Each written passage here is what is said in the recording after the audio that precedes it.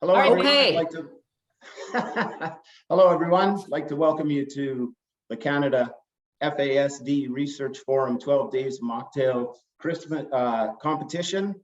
Thank you all for joining us today. I'm going to give you a minute or two to all join. If you could use the chat, we'd appreciate it, to introduce yourself, let us know where you are and the respective treaty territory.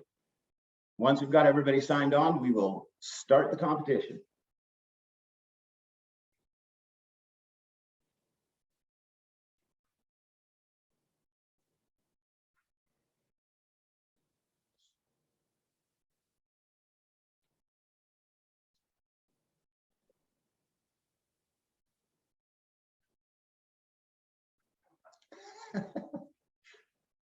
Okay, I think we're going to get started, folks. Well, welcome to the competition. My name is Darren Jocelyn. Sorry that we started a little bit late today. Some folks had difficulty getting in. I won't name Jocelyn, so to speak. We'll just say that some people had a problem, and we'll leave it at that. I think that's fair. Okay, my name is Darren Jocelyn. I am a member of the board of directors for CanFASD. I am also a retired Alberta public servant who spent 31 years delivering services and developing policy. And one of the areas that I developed policy in was FASD. And it's one of the pieces of work that I'm most proud of in my 31 years as a civil servant. So before we go any further, CanFASD believes that an important step in reconciliation is the acknowledgement of traditional treaty lands and recognition for the people of the territory. The Canada FASD Research Network recognizes the historical significance and contributions of Indigenous peoples and their cultures, and understands the important role Indigenous community plays today, will play in the future, and has played in the past. We acknowledge that we live, work, meet, and play on traditional territories across Canada of many First Nations, Métis, and Inuit whose footsteps have marked these lands for centuries. I personally would like to recognize that I'm in Treaty 6 territory, which is traditional homeland of the Métis and the Inuit, and ancestral land of the Cree, Dene, Blackfoot, Saulteaux, and the Nakota Sioux people. All right, let me just explain how this is going to work. So this is a little different than our usual webinars. As you may know, our 12 Days of Mocktails event is currently ongoing to raise awareness of FASD and the importance of going alcohol-free during pregnancy. Starting on December the 12th, and every day for 12 days, we're sharing a new mocktail recipe. Now, for this event, we've got 4 of our research staff who are going to make a mocktail of their choice live for you today. They'll also be answering questions you may have about FASD and prenatal alcohol exposure.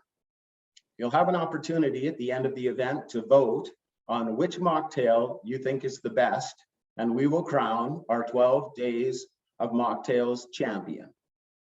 So just a couple of housekeeping items. First of all, once again, we apologize for starting late.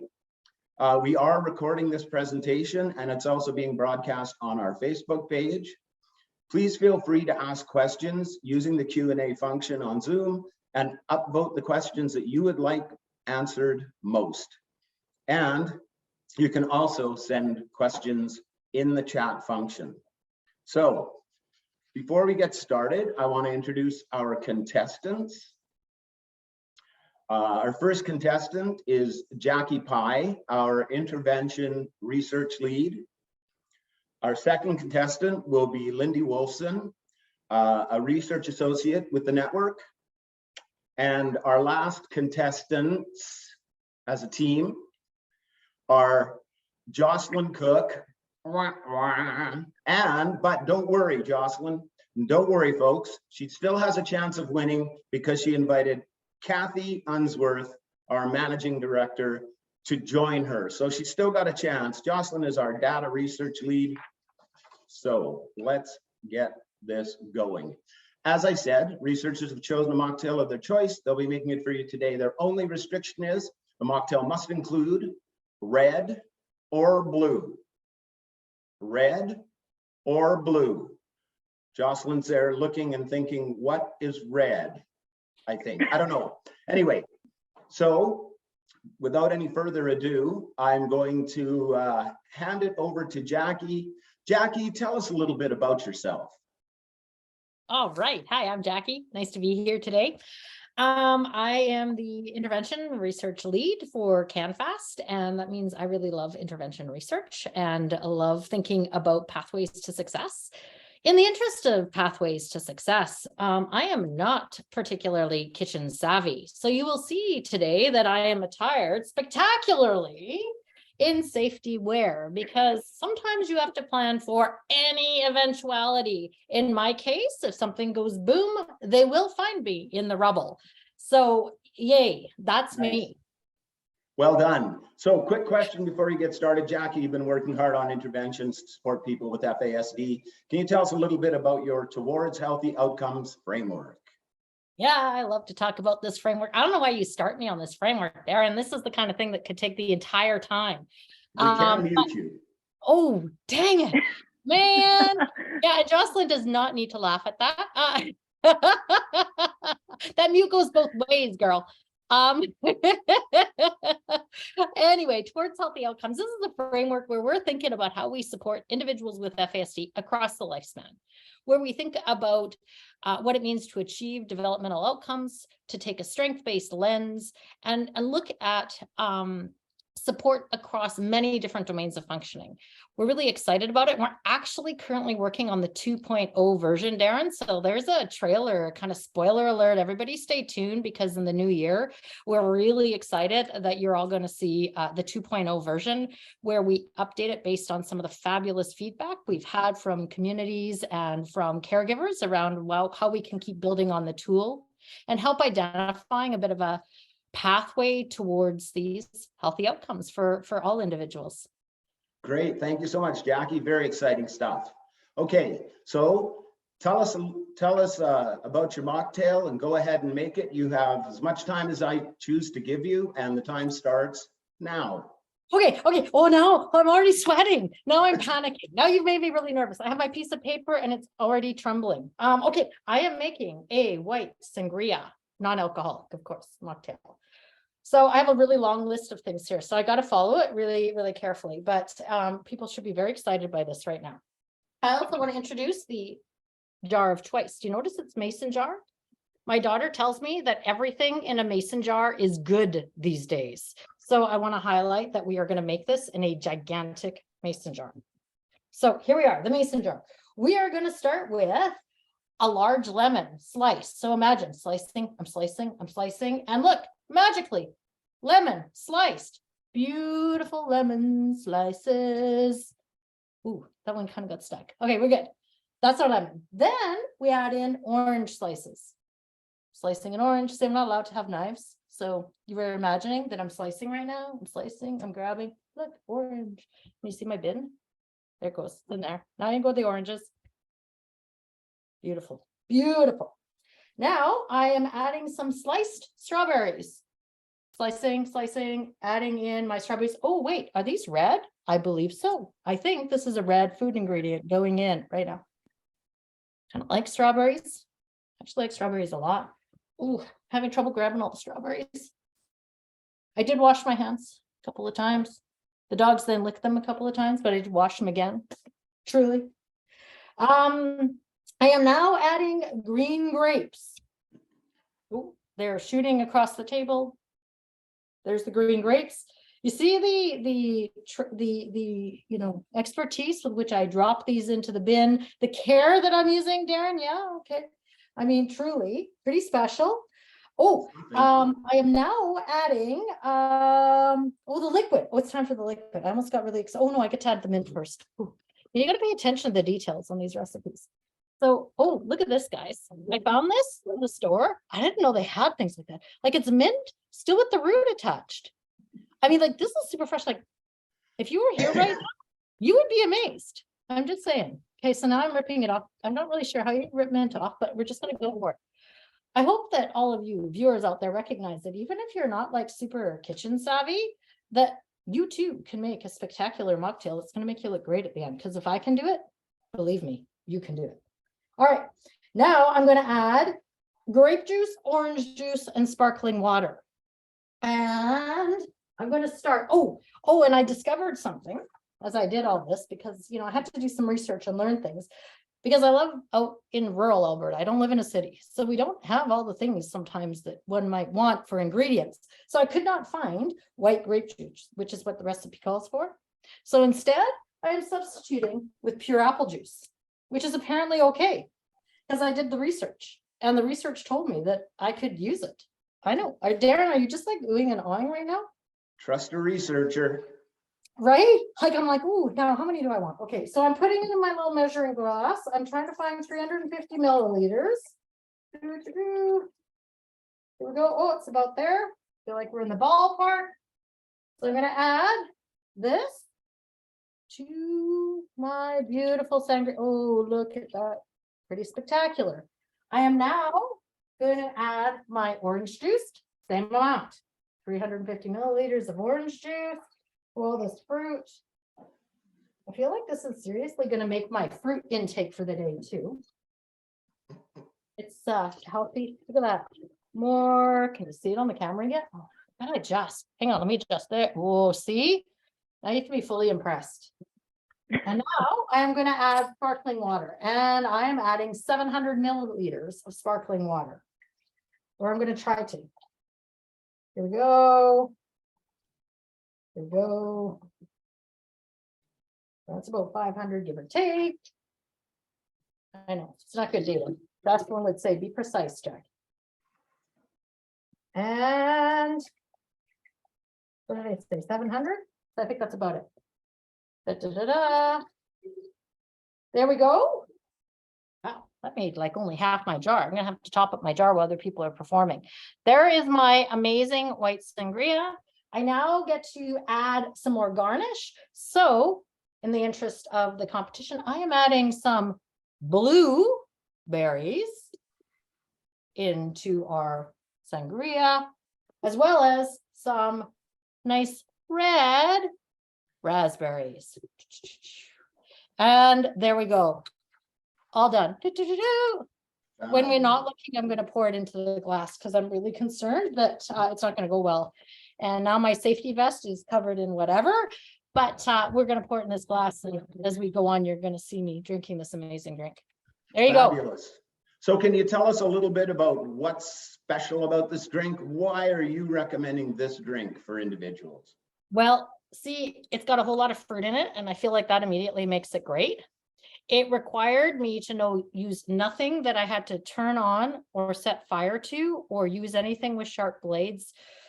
I got a little bit of assistance in the cutting because apparently I'm not always a knife friendly kind of person. So it really worked. And at the end of the day, I was able to assemble it. If I can assemble this, guys, there is no greater advertisement for the ease of doing it.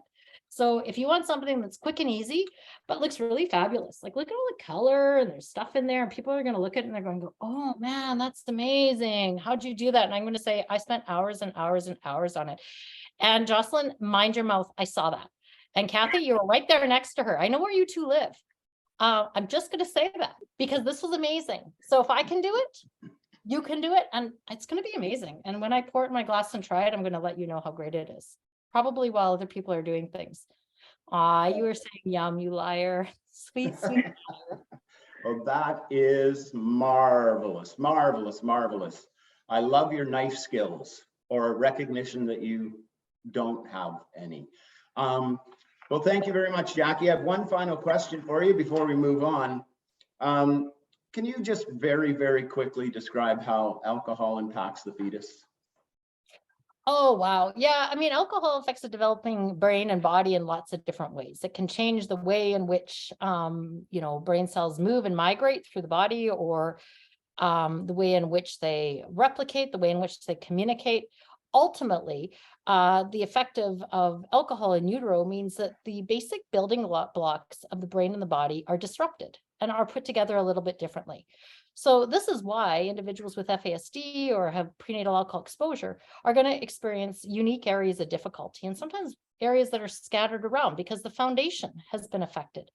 At the same time, there will still be areas of strength. And that's why whenever you hear from me, you're always going to hear that while we have to acknowledge the difficulties and know that alcohol affects the brain and body in these really diverse and sometimes complex ways, just as we need to characterize those difficulties, we can characterize the strengths as well to leverage those as we work towards healthy outcomes. So. Excellent. Thank you. Strength-based. Wonderful. Love it. Love it. Look at the big brain on you. Hey. All right. Yeah. Thank you very much. Just want to remind folks that they'll have an opportunity to vote at the end of the competition. So remember, Jackie, white sangria. Okay, so our next contestant is Lindsay Wilson, and I'm going to ask Lindsay to tell us a little bit about yourself. Hi, everyone. It's such a pleasure to be here. So my name is Lindsay. I am a researcher at CanFASD. I am the manager at the Center of Excellence for Women's Health, and I'm also a member of the Prevention Network Action Team. And all that to say, I've been thinking about women's health and how to support women's health for a number of years. Before I was doing this work, I was working on anti-violence and human trafficking. So it's certainly a core part of what I'm interested in and what I hope to achieve. And the other thing that I'll mention is that today I'm joining from the traditional territory of the Wendake Niuewenceto, Haudenosaunee, Mississaugas of the Credit, Mississauga, and Huron-Wendat peoples and what's known as Toronto. So such a privilege to be here today. Excellent. Well, why don't you tell us what your mocktail is, and then tell us how it is that you're making it. Sell it if you can. Absolutely. So today I'm making a very berry spritz. And what I think is really great about this recipe is that it's so adaptable.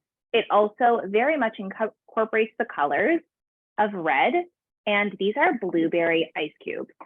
So what I'm going to start with today is I just happen to have blueberry juice. I actually hosted a holiday party over the weekend, and a number of my friends are pregnant, breastfeeding, or planning pregnancies. And so mocktails are certainly a big part of what we do. So I have these very large ice cubes. They're going into my blue cup, and the iced cups, perfect for the holidays. And then I'm going to take a little bit of lime juice. So this is about an ounce of lime juice. I'm going to pour half in each. I'm going to make my partner one. And you'll see that this big blueberry ice cube starts to melt. And then I know that mocktails are often really sweet, and that can be really challenging for folks who are both managing, maybe not interested in alcohol use, but also don't want that massive sugar rush. I feel that way. My partner doesn't. So I'm going to pour an extra about ½ ounce of blueberry juice into his mocktail. What's great about this is you can use whatever you have. So whether you have blueberries, strawberries, which happen to be what I have on hand, whatever, frozen fruit that perhaps you make smoothies with. I mean, it's so amenable. And when it's the summer, I have this really big mint patch outside. And so I will often put mint in it and make it more of a berry mojito. And if you have frozen blueberries, it looks so beautiful. I don't have frozen blueberries. I'm going with frozen strawberries today, which will give both the blueberry and the strawberry, and also cool down some of these ingredients that perhaps will room temperature. All that to say, this is a mocktail that can be made in a minute. It looks very beautiful. And the only nice skills that are involved are garnish, where I'm going to take my lime.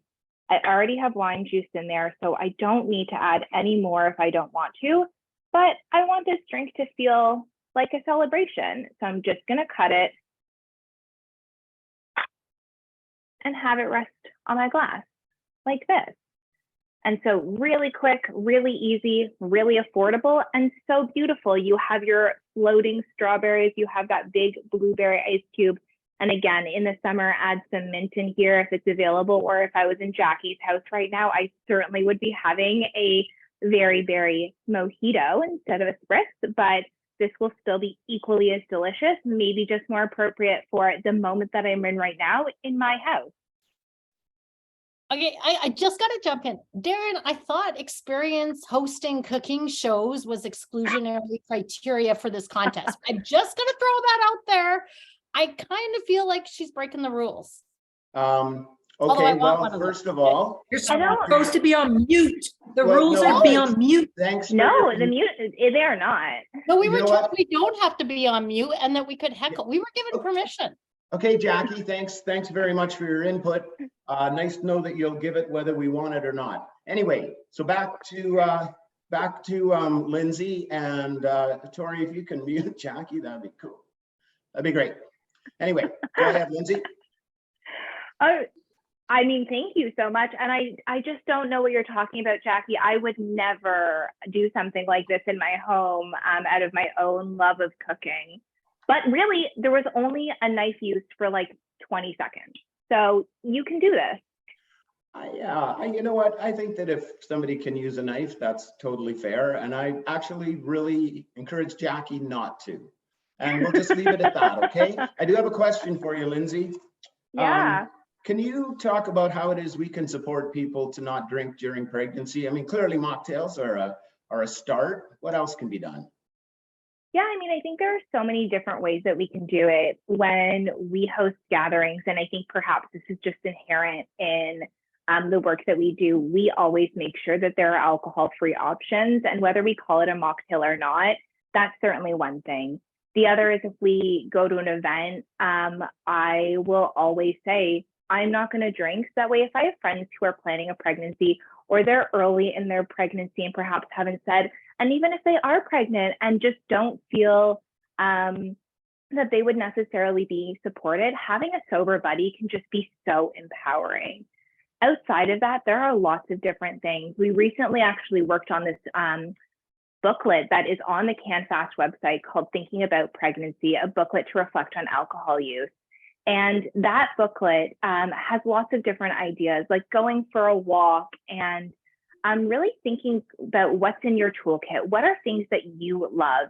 It might look like having a mocktail and going to a mocktail-centered event or participating in the same event that you did before you were pregnant. It might involve spending more time in nature, spending time with friends in other capacities like crafting or going to yoga. There are so many different ways, and it's going to be completely amenable to that person. That's great. That's fantastic. I love the big ice cubes. That is so awesome. I know that my son, who does not enjoy alcohol at all, would think that was the cat's meow for sure. Also, thank you. You know what? Thanks a lot for mentioning your partner. And I think that that's something that is so important, you know, as a dad. We have a role to play, and partners have a role to play in helping their pregnant partners, as do friends. So good for you for mentioning the partner aspect of it. I think that's fabulous. Thanks very, very much. All right, we're going to move on. So next up, we have Jocelyn Cook and Kathy Unsworth. I'm going to ask each of you to just take a couple of seconds and tell us a little bit about yourself. So go ahead. Hi, everybody. I'm Jocelyn. I'm the chief, well, I'm two things. I'm lots of things actually, but not in a weird way. You sure but are. I'm Chief Scientific Officer at the Society of Obstetricians and Gynecologists Canada and the data research lead for the Canada FASD Research Network. And I've spent a lot of time looking at substance use during pregnancy, making friends with mice in the lab, being inspired by the placenta because it's so amazing. And I love data more probably than anybody I know, actually, because you can use it to make impacts and change outcomes. And I think that's exciting. What I don't love is the fact that COVID made my dress tight. So I'm not enjoying that part of the afternoon.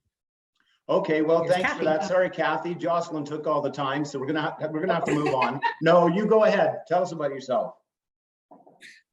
I'll be short and brief. I am Kathy Unsworth. I'm the Managing Director at CanFASD Research Network. And my background is in public health. And I love working with these very smart mocktail making women. Excellent. Thank you very much. Okay, before you guys get started, I have a question for Jocelyn. Jocelyn, who the heck do you think you are? Oh, no, wait a minute. Sorry. That was from the not approved list of questions. So yeah, sorry. Audrey said I wasn't allowed to ask that one. Okay, we'll try another one. So you've been involved in the database. Tell us a little bit about it, and tell us a little bit about the National FASD database and why that's important. Okay, well, so it's actually super exciting. So for about 10, 12 years, we've had kind of a patient level database of all kinds of info about folks who come in for an assessment related to prenatal alcohol exposure. So brain domains and function, we know mental health, physical health, how they're doing, things that they're great at, things that they might struggle with, and also sort of all around that package in terms of how can we understand what's happening, how can we best match programs and supports and interventions, which I work with Jackie and Caitlin on. And so just sort of really important information. If we don't understand what's happening with folks who have had prenatal alcohol exposure and other folks, we can't understand what's working well, and where we might be able to make some changes in terms of improving everybody's experiences. And so clinics volunteer their time and put in the data and the information, and we try really hard to make sure that we're giving back in terms of meaningful information so that they can really understand what's happening and use it for advocacy and, you know, talking to families and those sorts of things. Awesome. That is super exciting stuff. Okay, well, I'm going to hand it over to you guys. Let us, maybe you could tell us what you're going to make, describe it as you go. Not everybody has the mixology experience that our contestants do, so maybe walk us through it slowly, but go ahead. Okay, so we just want to say welcome to the Jocelyn and Kathy show. We've been working together for quite a long time, and we're really excited to be here to make our award-winning mocktail. And we actually have a lot of fun working together, and we sort of think of ourselves as some of those crazy female duos, kind of like Laverne And Shirley. Thelma And Louise. Sandy And Rizzo. Cagney And Lacey. Oprah And Gail. Marianne. You get the picture. But just to point out, I don't know if you guys are watching White Lotus, we're not really like Lucia and Mia. So that is not happening, just for record. But today we're going to talk about mocktails and how amazing they can be for all sorts of different reasons. We're going to tell you some of them. First of all, you can fill them up with lots of healthy things like Jackie showed, juice and fruit. You can drink them till the cows come home, and they just supposedly make you feel better and better and better all the time. And also, what's really important, we like to be fancy. They really do make you feel fancy. Basically, for me, to be honest, if you put Sprite in a fancy glass, throw in a few accoutrements, then it really feels fancy. Add in a straw, and like, we're talking like 5-star. But what Kathy and I were talking about, and we're like, you know what? Sometimes you don't really feel like drinking alcohol, and that's okay. Maybe you're training for a big Peloton ride, like a Gran Fondo in your basement for days and hours on end. Maybe you're pregnant. We've talked a lot about pregnancy and the impact of prenatal alcohol exposure. Maybe you have that friend who kind of gets annoying when they have a little too much to drink, so you can kind of feed them mocktails off on the side, and you just keep them coming. Maybe you want the flavors of the fresh ingredients to pop. And we are just recently thinking, probably during menopause, you probably don't want to have a lot of cocktails and alcohol because it's a peripheral vasodilator, and then you get more hot flashes. And so nobody wants to go through that. And less sleep. Yeah. Oh my gosh. Bad Less, combo. yeah. Less sleep. So basically, what we're going to do in the spirit of the holiday season is make a really fancy mocktail that's literally going to leave you all squirming in your seat. Okay. And we call it the I'll have what she's having mocktail. Oh, wow. So, That hits yes. home. no reason. Anyway, From the holiday movie, When Harry Met Sally. So what we're going to do, you can turn it off. Maybe. Okay, Kathy we're struggling with our technology. So this is super fun. So all you need for this, and we need a big glass, a fancy glass. You need, look at this, Christmas trees. I don't know if you can see these little ice cubes that have Christmas trees in them. You can go out into the forest if you like to go in nature like Lindsay, or you can just buy rosemary at the grocery store like we did. And so you can freeze them, little Christmas trees. We have nice ones and we have Charlie Brown ones. Put them in your glass. Wait, you should put in some ice because, you know, everything's better with ice, and you can prop your trees up. Our trees are having a little struggle here. From but our Christmas ice bucket. yeah, oh yeah, from our Christmas ice bucket. And then we also have, some red and some blue. We have some cranberries and some grapes. See our grapes right here, blue grapes. So we're just putting those in, adding a little fresh fruit. Then we need our sparkling water. I'm not going to lie, but having a little bit as we go. Nonetheless, look, our trees are just having a great time in there. Then, okay, this is where it gets fancy, my friends. So what we have done is we've taken what do you call this thing? A Christmas ball. And we have different ones. So it depends on what you like. We have sparkly gold. We like sparkles, gold with a little bit of red. And we filled it up with a little tiny funnel that probably everybody happens to have. And then with cranberry, this stuff, cranberry cherry. Okay. And then what you can do is you serve your drink like this or like this, depending on how you're feeling. Okay. And when you give it to your friend, you say, Merry Christmas, Happy Holidays. And what do they do? Pour the juice. Ooh. And we say, cheers. And then what we do is we have a situation where, you know, if you're pregnant, you have to go get an ultrasound, you have to drink a lot, you know, so that you can see the bladder is thin. You can use one of these instead. If you're thirsty or you want to make a pitcher, you fill this up with the juice and make a whole pitcher of it. And so that's our mocktail. I'll have what she's having. How does it taste, Kathy? Like the perfect Christmas movie. That's great. The best sound effects ever. Yeah. Holiday in a glass. Holiday in a glass. Yeah. Considering how long it took them to get on, they certainly are hitting all the sound effects and technology. Congratulations, ladies. We're getting some good feedback on the chat as well. Well, that's absolutely fabulous. Thank you very much for that. I'm going to ask one more question, and I'm going to ask it actually of Kathy, and it's an off-the-cuff question. What do you appreciate most about working at the network? All the really, really smart people I work with, and also the challenge of the issue of FASD and how complex it is, and all of the opportunities in research, in knowledge translation, knowledge mobilization, raising awareness, working with governments. There's just so much. The breadth of the work that the network does is huge, and I love every aspect of it. Awesome. Thank you very much.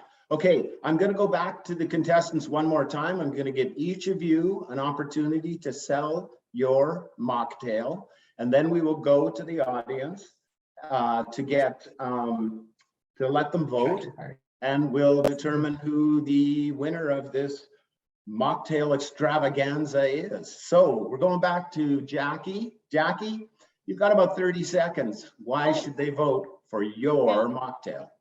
Okay, yeah, it's super. I actually drank most of it while I was watching. It's that tasty. It's amazing. It's a meal in a glass because I've also been eating it and it's been my lunch, I think. So meal in a glass that I can assemble without blowing up the kitchen. So really, folks, like there's a lot of wins there and it kind of looks good. Like I feel like it'll make me look good for my friends. And that, always counts because when Jocelyn and Kathy are around, I feel, compelled to look a little better than I might right now. So So it's a, am I so it's a done? mocktail, it's a meal, it's so much more. Oh my gosh, that was really good, Darren.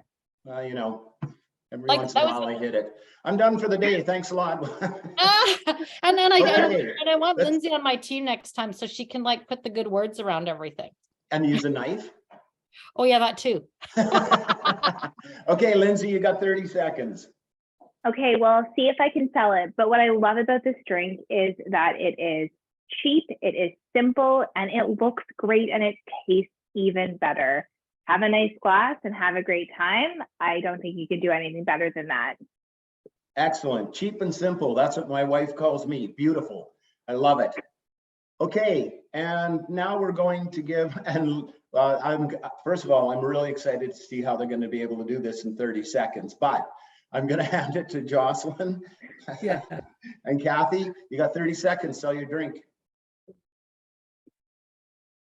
All right, Darren Jocelyn, who before met me, his last name was Brown. So when you're really, my supervisor told me when you're good, you don't have to really say how good you are. And so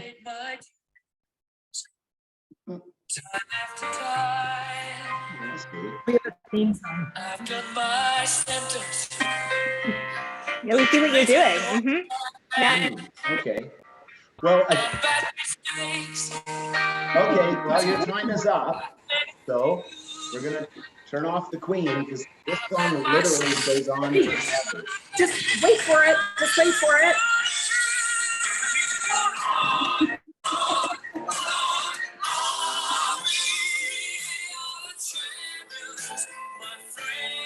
Okay.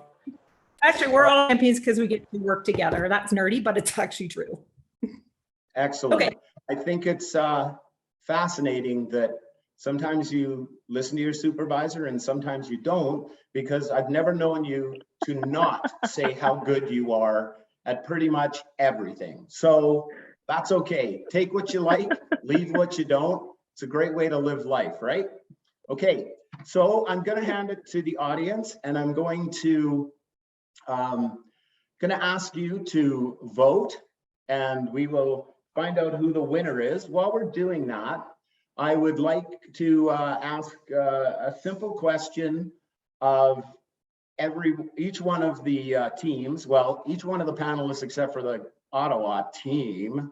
So, and the question is, what is one thing that you would encourage people to do over the holidays besides mocktails to support someone who is pregnant or planning to become pregnant, to help them have an alcohol-free pregnancy? Jackie, you're first. What's one thing? Gosh, spend time with people, build relationships, go out, be alcohol-free. Why not? Excellent. Thank you. Lindsay, one thing. Yeah, I think I would mirror that. The holidays end up being really centered around alcohol use, and it doesn't have to be, and there's no reason for it to be. So making sure that you are either a sober buddy or have lots of options for folks, so that way they don't feel like every event is centered around alcohol. I think that's the best thing you can do. Excellent. Thank you. And the Ottawa team. You know what?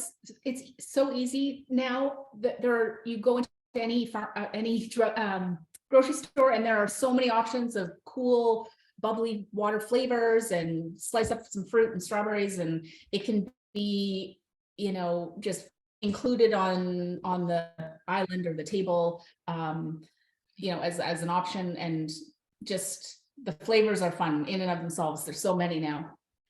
I just bought one that was blackberry and hibiscus. Wonderful. Delicious. Jocelyn?